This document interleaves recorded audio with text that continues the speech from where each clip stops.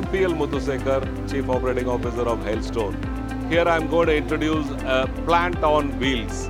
The plant on wheels is a complete crushing, screening, jaw cone combination plant, which is a two-stage plant of a capacity of 200 TPH. Also, we have 150 ton per hour capacity also. We have advantages of the two-stage crushing plant on wheels. What are the advantages? Number one advantage is quickly commissionable. Number two is basically having a less construction cost and also your less electric cable cost. Third, it has ease of maintenance and it's in one skid.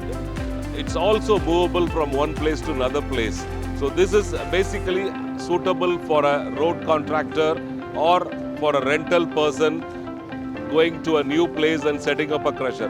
This is a complete two-stage plant on wheels, having a jaw, cone and screen. Thank you very much.